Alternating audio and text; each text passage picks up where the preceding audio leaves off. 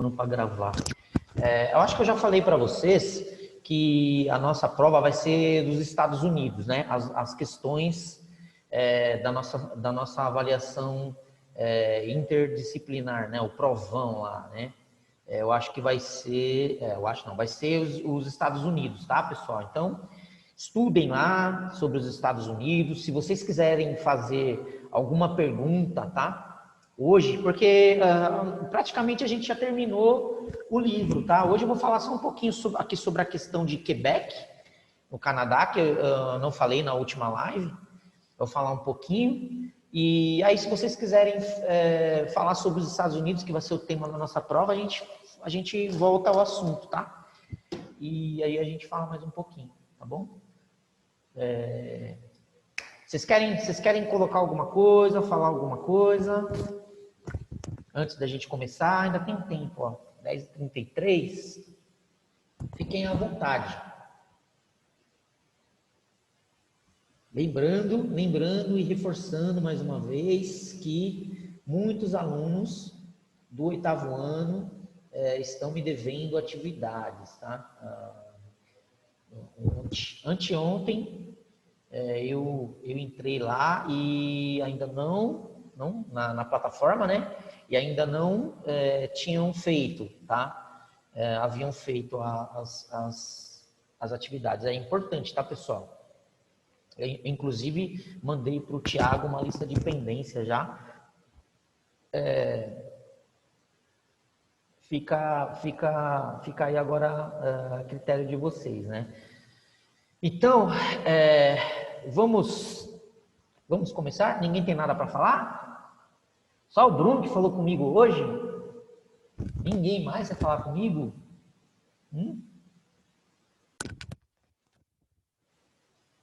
Tá bom.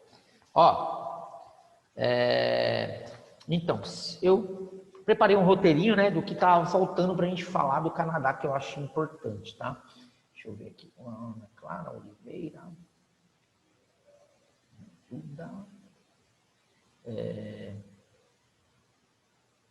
Então, vamos lá. Ó, separatismo, a questão do Quebec, tá? Oi? Alguém quer falar uma coisa? Não? Então, vamos lá. Quebec e Montreal são regiões que, ao longo do período colonial, foram disputadas pela Inglaterra e pela França.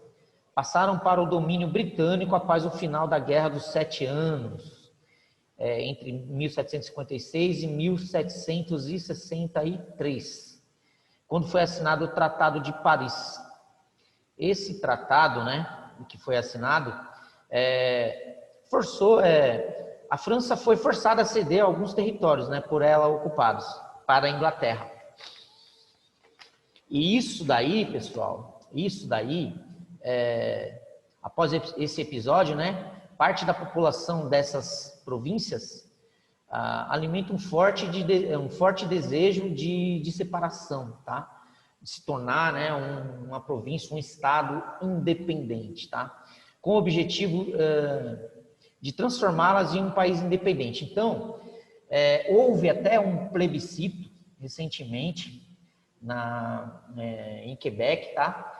Para ver se a maioria da população queriam, né, a separação, tá, do Canadá.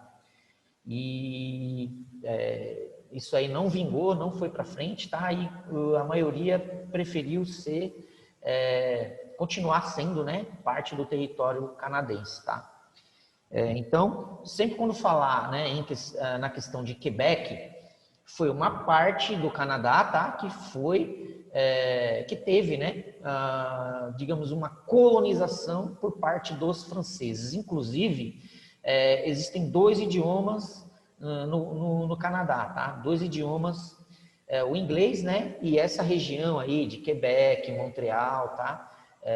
Que foi parte colonizada por franceses, tem o idioma francês, tá? Então, um dia, se vocês foram visitar lá, vocês vão ver uma diferença. Um lugar fala inglês, né? Ou a boa parte fala inglês e um pequeno pedaço do Canadá fala francês, tá? Agora, vamos falar um pouquinho sobre o espaço econômico industrial, tá? Do Canadá.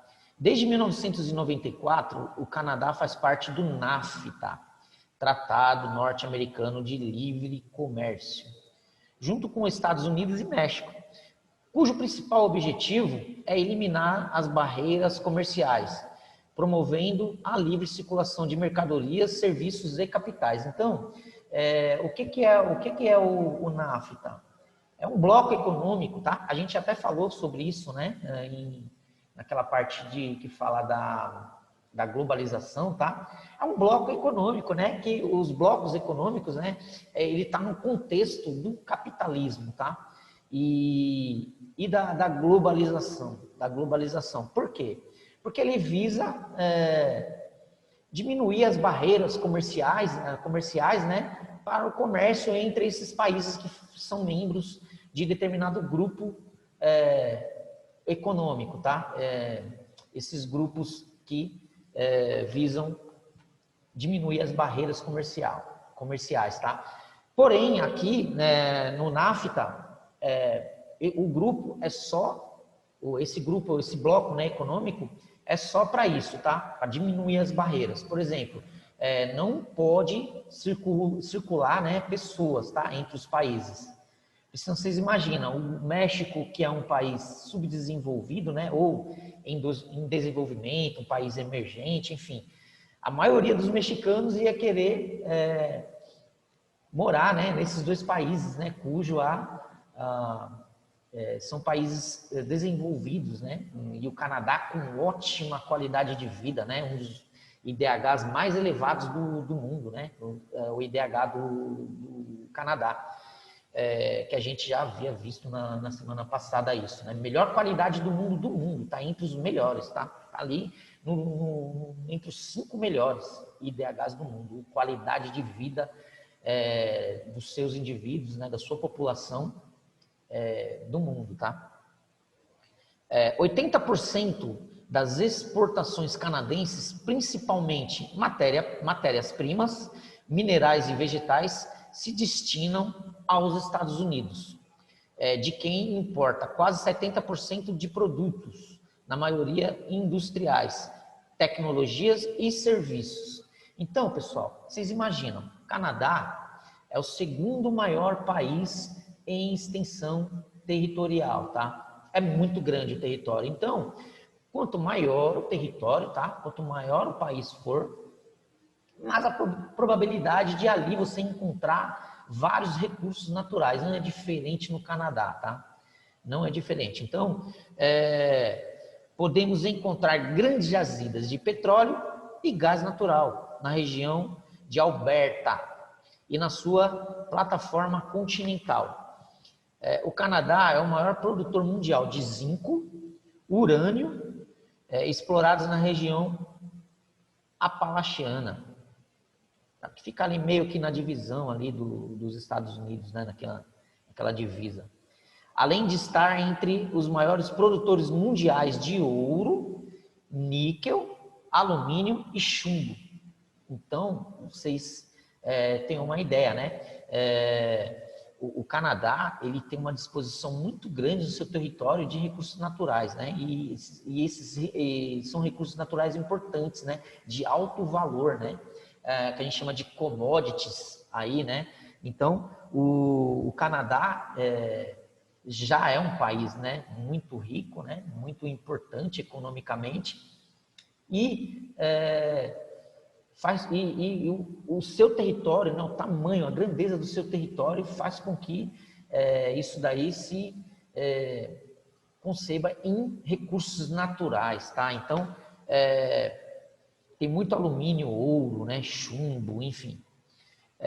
A sua agropecuária é altamente intensiva, apresenta grandes volumes de capital investidos em mecanização, adubos industriais, sementes selecionadas e mão de obra qualificada. Pessoal, ó, quando vocês ouvirem falar de agricultura, ou agropecuária, né, pecuária, enfim, intensiva e extensiva, tem uma diferença aí, tá bom? A extensiva, o próprio nome já fala, principalmente a agropecuária, tá? São aquela agropecuária que, principalmente a pecuária, que o gado, né, ele é criado em extensos terrenos, tá? Em extensos territórios. Você solta lá o gado e aí ele vai comer lá, ou vai pastar, né? Ou vai comer, enfim, algo que tá ali já naquele território, né? O intensivo não, o intensivo é o contrário. O gado, no caso, ele vai comer ração, ele vai ter vacinas, ele vai ter o uso da mão de obra, principalmente, né, para desenvolver essa agricultura, essa agropecuária vai ser menor, tá? E o investimento em tecnologia vai ser maior, tá? Pensa aí numa agricultura intensiva. É aquela que você vai usar irrigação, que você vai usar aquelas colheitadeiras, tá? Você vai usar até drone, você vai usar a irrigação artificial. Então, tudo isso daí são agropecuárias, né? Que inclui a agricultura e a pecuária com uso de tecnologia e pouca mão de obra. Por isso que uma agricultura intensiva, em vez de você utilizar as pessoas para colher, para arar, né? Você vai usar o quê? As máquinas, tá? Hoje em dia, uma colheitadeira ela vai fazer o serviço de, sei lá, 200 trabalhadores, entendeu? Uma máquina só. Então, a agropecuária do Canadá é altamente, né, tecnológica, tá? Uma agropecuária intensiva, tá? Então, eles investem muito nessa parte aí, e isso daí acaba gerando, né, muito lucro para eles, né? Escolha de sementes também, tá? A ração para engorda do gado mais rápido, num tempo menor, tá? E isso daí vai gerar muito lucro, tá? Uma agricultura, uma agropecuária extensiva, por exemplo, você planta alguma coisa na agricultura, você vai ter o tempo de plantar, você vai depender da chuva, tá? Para aquela semente germinar, enfim. E você vai depender de muita mão de obra. A intensiva não, a intensiva você investe em tecnologia, né? Escolha das sementes em laboratórios, preparada em laboratório, tá? Muito maquinário, né? Para desenvolver aquela agricultura, irrigação, tá? Agora até drone para monitorar existe, tá? Então, isso prova, né, que o desenvolvimento, né, do Canadá é em todas as áreas, tá, pessoal? Todas as áreas. A gente pode colocar que o Brasil também está nesse mesmo patamar aqui, nesse mesmo patamar do Canadá. A agricultura, a agropecuária do Brasil é muito importante, tá? Nós exportamos muito, né? Por isso que quando a gente vê aqui que o alimento aqui, a comida encarece, é porque meio que está faltando aqui, porque devido ao alto número de exportação, né, que o Brasil tem, né, deu um salto aí no arroz, aqui na carne, nos preços, né, porque o Brasil exporta muito. Por quê? Porque também tem uma agropecuária importante, tá? Mais ou menos ali no mesmo patamar do Canadá, tá? Principalmente a região centro-oeste do Brasil é muito poderosa. E em São Paulo também, tá? No interior de São Paulo aí é muito forte a agropecuária, tá bom? Pessoal, ó, do Canadá, importante, tá? Foi dito tudo, tá bom? Então, agora eu queria ver com vocês se vocês têm alguma dúvida relacionado ao que a gente falou aqui hoje, tá? E sobre os Estados Unidos, que vai ser a nossa prova, tá? A nossa prova, as nossas questões, tá? Vão ser dos Estados Unidos, tá? Então, deixo para vocês agora. Alguma dúvida sobre o Canadá? Ei, sim ou não? Pessoal? Eu acho que você fala, mas eu não entendi. Se ficou alguma dúvida aí a respeito do Canadá, dessa última parte que a gente falou, e se vocês também têm alguma dúvida sobre vocês querem tirar alguma dúvida sobre os Estados Unidos, que vai ser o capítulo que vai ser a nossa avaliação, tá? No Canadá, eu posso fazer uma pergunta? Deve, Ana. Ô, Ana, inclusive, eu recebi lá as suas atividades, tá? Você viu que estava faltando mesmo, né? Tá tudo certinho lá agora. Fica tranquila. Eu tinha feito, só que eu não tinha enviado. Então, não, eu percebi que tinha, porque assim, você é uma aluna que não, geralmente está tudo certinho lá. Aí eu dei uma olhadinha lá, tá tudo certo agora. É isso aí. Mas, pai, pode fazer sua pergunta. Você falou que no Canadá tem algumas regiões que falam francês, não é? Sim, nessa região de Quebec, Montreal, tá? Foi uma parte do Canadá que teve um início de colonização francesa, tá? E é por isso que o idioma oficial do Canadá é o francês e o inglês. Então, todos os canadenses sabem falar francês e inglês? Boa pergunta, boa pergunta. Fica aí essa dúvida. Ó, eu acredito que, mais claramente, lógico que são idiomas, pessoal, são idiomas que interessam uma boa parte da população mundial, tá? Principalmente esses países que investem muito em educação. Com certeza, a maioria da população canadense deve falar os dois idiomas, tanto a parte que fala idioma francês, né? Fala inglês também, e o resto do país também tem um idioma francês como grade lá no currículo escolar. Pode ter certeza que alguma coisa, eu não diria que o cara que mora lá em Ottawa, né, que é a capital, que fala inglês, ele fala francês perfeitamente. Não, mas ele sabe, arranha bem, conversa bem os dois idiomas, pode ter certeza. Mas boa pergunta, isso aí, meu. E aí, Tá mais bom, alguém? isso aí. Mais alguém? Opa. Oi. Alguém ia falar alguma coisa aí? Moacir, e o negócio dos Estados Unidos? Vai cair exatamente o quê? A economia Estados Unidos? e... Ó, eu vou colocar assim a questão, né? Porque assim, quando a gente fala dos Estados Unidos, Ana, a gente tem que associar, né? Nós temos que associar a esse desenvolvimento dos Estados Unidos, né? A sua colonização, tá? Então, por que hoje em dia os Estados Unidos ele é essa potência que é militar, econômica, política? Porque isso daí vem do que aconteceu no processo de colonização, tá? Eles tiveram uma guerra interna lá, um conflito interno, né, que foi a Guerra de Secessão, e a partir dali começou a desencadear, né, esse processo evolutivo, né, da economia deles, né? Associem sempre isso, tá? O processo de colonização dos Estados Unidos a essa potência que eles são hoje, tá? Porque os estados do norte, tá? Venceram a guerra de secessão, tá? Os estados do norte, eles tinham aquele viés, né, abolicionistas, eles já tinham feito a abolição lá dos escravos, tanto é que os negros, né, eles ajudaram no conflito, tá? Porque eles eram livres, né?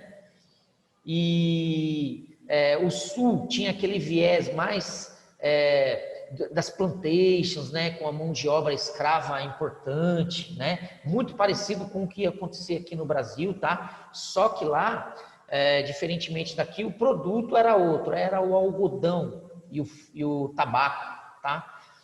Mas a característica era a mesma, tá? Então era mão de obra escrava de um produto para exportação. Conforme houve esse conflito, né, que foi a Guerra de Secessão, os estados do norte sagraram-se vencedores, esse viés, né, da industrialização, né, que já estava, né, acontecendo, né, nesses estados ali do norte, tá? Se proliferou para os estados do sul também, né? Principalmente lá no século XIX, tá? E muito investimento depois, os Estados Unidos posteriormente, tá? Eles aumentaram muito seu território, né? Eles compraram alguns territórios de alguns países, também teve um probleminha lá com o México, que foi solucionado, os Estados Unidos comprou uma parte lá, e o crescimento do seu território também foi um dos fatores que ajudou, né, no crescimento, né, econômico, transformando os Estados Unidos nessa potência, porque, pessoal, lembra sempre disso, carregam essa informação com vocês. Isso aqui que eu vou falar é muito importante. Quanto maior o território, maior a probabilidade de você se tornar uma grande potência. É por isso que todos os conflitos, ou a grande maioria dos conflitos, né, na história da humanidade, foi por conta de território. A Primeira Guerra Mundial foi por conta de território. A Segunda Guerra Mundial foi por conta de território, tá? Alguns países tentando aumentar aí o seu território, tá? Inclui aí, nessa aí, a Alemanha, o Japão, a Itália, tá? Eles queriam expandir seu território, tá?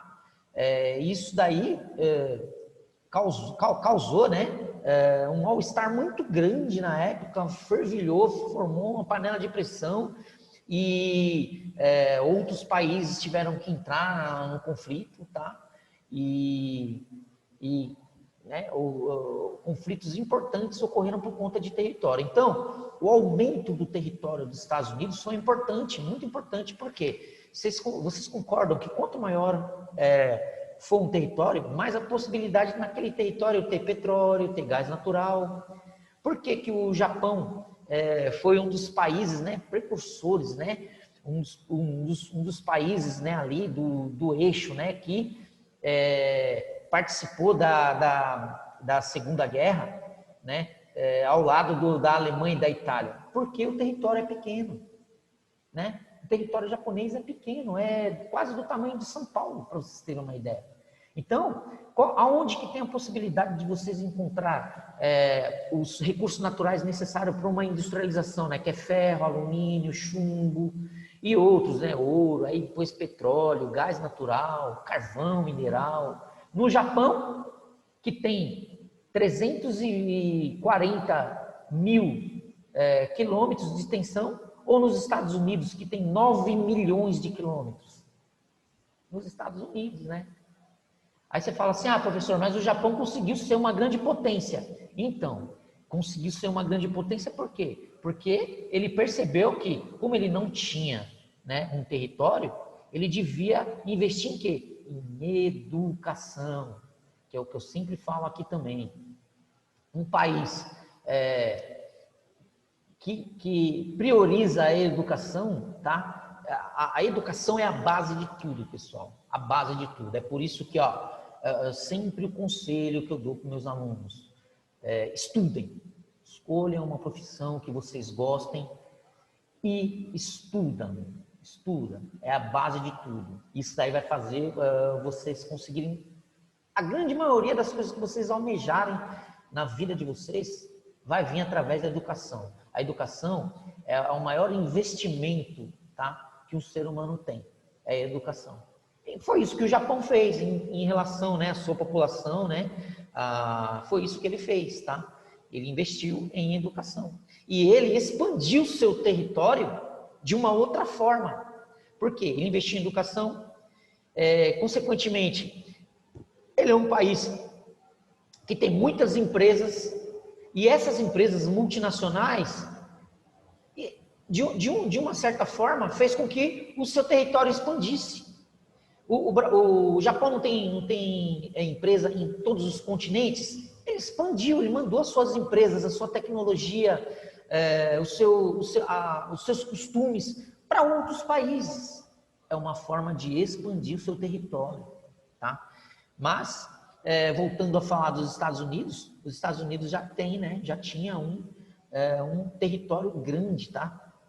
Que ele conseguiu, né? De alguma forma,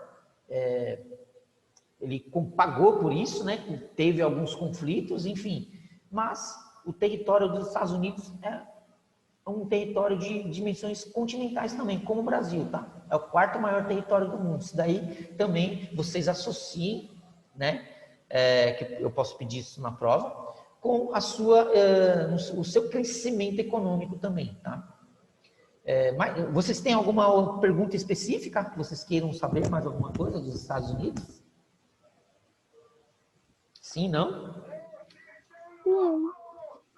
Não? Deixa eu colocar aqui no capítulo dos Estados Unidos, que aí eu lembro de alguma outra coisa importante. Espera aí, só um pouquinho.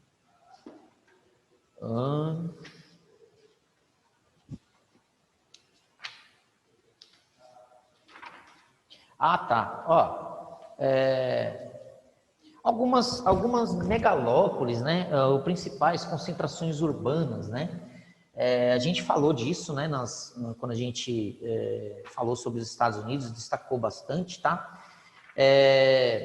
As Boswash, tá? Essa região que vai de Boston ao Washington, tá? É meio que uma alusão ao nome de cada um, né? Boston e Washington. Boswash, tá? Lembra quando eu falei de conurbação, tá? O fenômeno de conurbação, que é um grande território, uma grande área urbanizada, tá? Que às vezes elas se confundem ali, tá? Uma cidade com a outra, interliga, né? As regiões ali. Por quê? Porque é uma região muito urbanizada, tá? E por que ele é uma região que são regiões urbanizadas? Porque se concentra um grande polo industrial. Lembrando, onde tem emprego, onde os empregos estão, as pessoas também estão. Aonde que se concentra as indústrias aqui no Brasil? Na região sudeste, tá? Que são as mais industrializadas, né? O grande polo industrial, né? A Boswash lá aqui do Brasil, tá aqui nessa região onde nós estamos, né? Que é São Paulo, Rio de Janeiro e Belo Horizonte principalmente, tá? E alguns ali estados do Rio Grande do Sul também, tá? A gente pode colocar que são as Boswash lá, né? Onde está concentrada a maior urbanização do Brasil, tá? Lembrando, São Paulo principalmente, que é onde nós estamos aqui, agora diminuiu um pouco por conta do neoliberalismo. Muitas empresas foram embora aqui do Brasil, né? Mas só trazendo esse exemplo para ajudar, para facilitar aqui para vocês essa parte das megalópolis lá dos Estados Unidos, tá? É que onde está concentrado os polos industriais, tá também a maior urbanização e a maior concentração de pessoas, né? A concentração demográfica. Então, algumas regiões ali, os Estados Unidos possuem algumas megalópolis, tá? Que é onde estão concentrados as maiores os polos industriais e a maior urbanização, né, concentração de pessoas também dos Estados Unidos. Daí também eu posso dar na prova, tá? Que mais aqui? Falando também, né, que sempre quando a gente fala de Estados Unidos, e aí vem aquela parte lá que a gente fala assim, o Cotton Belt, Dairy Belt, Wheat Belt, são regiões, pessoal, onde está concentrado, né, aquela parte da agricultura dos Estados Unidos, tá? E também é uma agricultura que a gente pode colocar naquele mesmo patamar ali do Canadá, tá? Uma agricultura intensiva, tá? Onde você utiliza muitos recursos tecnológicos na agropecuária, enfim, em geral, tá? Que essa parte aí, ela tá mais concentrada na região sul, né? onde tem um clima mais favorável para essa agricultura, tá? Que é uma agricultura muito importante, tá? E nesses cinturões aí, chamados cinturões, tá? É onde está concentrado cada tipo de produto, né? Que é plantado, que enfim, que existe a agricultura. Aqui, ó, um exemplo aqui, ó, Corn Belt. Corn é milho, né? Vocês que manjam mais de inglês do que eu, né? Meu inglês é fraquinho. É a região agrícola dos Estados Unidos destinada ao mais tradicional gênero agrícola do continente, o milho. Nesta região encontraremos o predomínio de médias propriedades emolduradas por vastos milharais. Contudo, reparte a ocupação do espaço territorial com a criação de suínos e outras culturas complementares como a soja. Lembrando, pessoal, o milho é um produto muito importante lá, tá? Porque o milho faz uma relação com a nossa cana-de-açúcar. Eles utilizam como um combustível alternativo. Para nós aqui não é o álcool lá, o etanol. O etanol deles lá é o milho, tá? É feito do milho, tá? O milho produz o etanol dos americanos, tá? É por isso que tem uma boa parte, né, dos Estados Unidos lá que utiliza o milho como produto para para a utilização, né, do bicombustível, do combustível alternativo. Então, aqui quando você, no Brasil, às vezes você viaja pelo interior, aí você vê vastos lavouras de cana de açúcar, né? Porque a cana de açúcar ele também é utilizado para fazer açúcar, né? E o bicombustível. E também lá o milho também é um produto agrícola que eles utilizam muito na sua culinária normal, né? Como cultura mesmo alimentar, tá?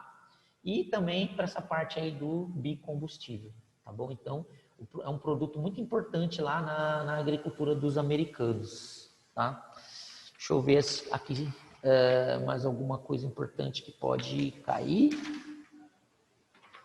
Lembrando que os Estados Unidos é o maior produtor de agropecuária do mundo, tá? Eles estão em primeiro lugar, tá? Muita tecnologia lá, muita tecnologia, então é uma agricultura muito importante, a mais importante, né? A maior do mundo, tá? Já falei das indústrias, né? Então, falando dessa parte militar um pouquinho, né, que também ajudou, né, os Estados Unidos nessa condição de superpotência.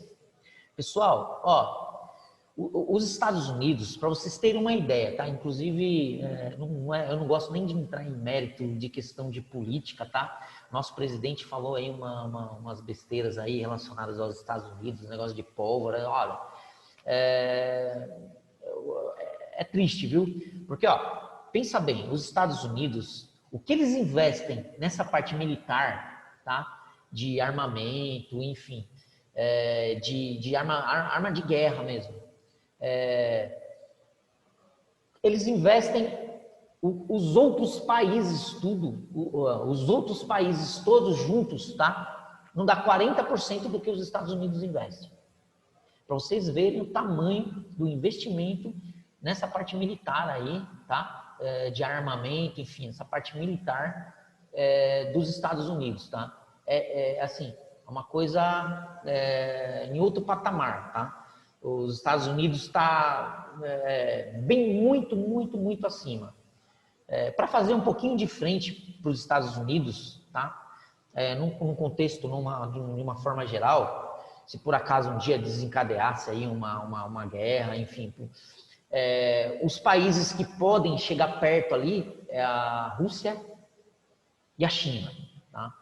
Que podem chegar perto. O resto é um traque. É muita diferença, tá, pessoal? Então, eles investem muito. O investimento dos Estados Unidos, os outros todos juntos, não dá 40% do que os Estados Unidos investem, para vocês terem uma ideia. tá? Ó, aqui até tem uma parte separada aqui, ó, do livro, que está na página 400. Ó, o segundo parágrafo fala assim, ó, em virtude de tais procedimentos agregados a uma política imperialista, os Estados Unidos se aproximam do final da segunda década do século XXI, mesmo abalados por uma forte crise econômica, como a maior economia do planeta. Em suas economias, em sua economia interna e externa, tudo é lato, amplo, gigantesco. Apresentam o maior PIB do planeta, são o maior consumidor mundial de produtos e serviços, apresentam maior importação de mercadorias, são os maiores investidores de capital em outros países, apresentam o maior efetivo militar espalhado pelo mundo, possuem a maior área agropecuarista do planeta e o maior parque industrial do mundo. Aí você fala assim, professor, é verdade que a China está chegando perto? É verdade, a China, o problema da China é que eles têm uma população muito grande, então tem uma certa quantidade de pessoas, né, na China que ainda tem muito problema, tá, de desenvolvimento mesmo, que a gente fala de pobreza, tá, a linguagem mais clara. Mas a classe média alta da China é 300 milhões de habitantes, só a classe média da China.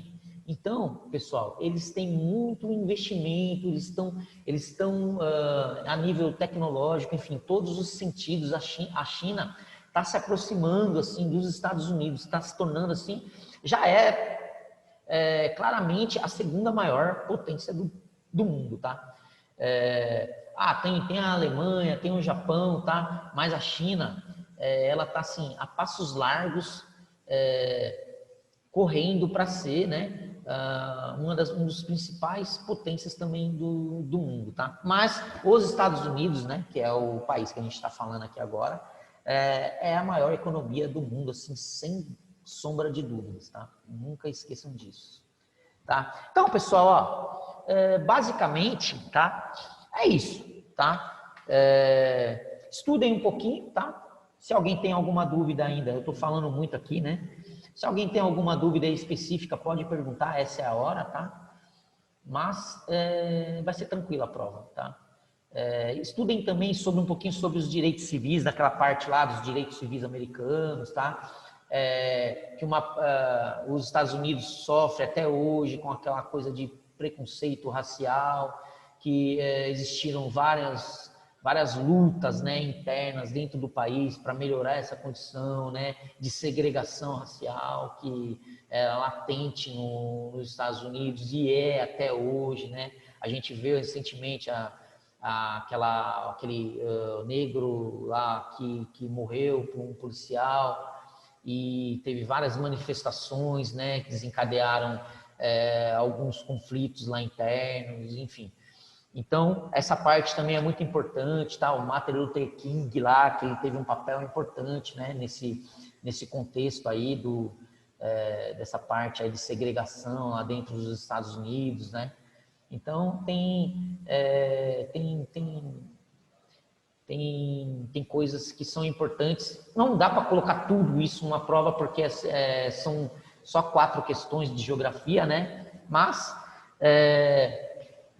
é bom ficar alinhado, né? Porque de repente vocês sabendo quanto mais coisa vocês souberem, mais preparados vocês vão estar para qualquer questão que eu colocar lá, né? Então, por isso, se tiver alguma dúvida, pode perguntar. Tranquilos? Sim. Tá bom. Pessoal, então, ó, como hoje é a nossa última live, nosso último encontro, eu desejo muito um fim de ano muito agradável para vocês, para a família de vocês, né? Obrigado aí pela paciência, porque assim não foi fácil nem para vocês e nem para nós, né? Que estamos aqui do outro lado. Muito obrigado aí pela compreensão em tudo isso que a gente tentou, né, dar o máximo aqui para trazer algo legal para vocês, importante. E tenha assim um grande final de ano aí e que a gente possa nos encontrar o mais breve possível no ano que vem, né? Presencialmente, que vocês estejam aqui, né? Que é importante, né? Esse contato. Pensa que vocês aprendem muito na escola, né? E o professor também aprende muito com vocês. É um aprendizado mútuo. A gente está sempre aprendendo. Nós estamos sempre aprendendo também. Muito com vocês, tá? Então, um grande abraço aí, um grande final de ano para vocês. Obrigada, Master. Tchau, professor. Igualmente também. Tchau. Tchau, tchau. Fiquem com Deus.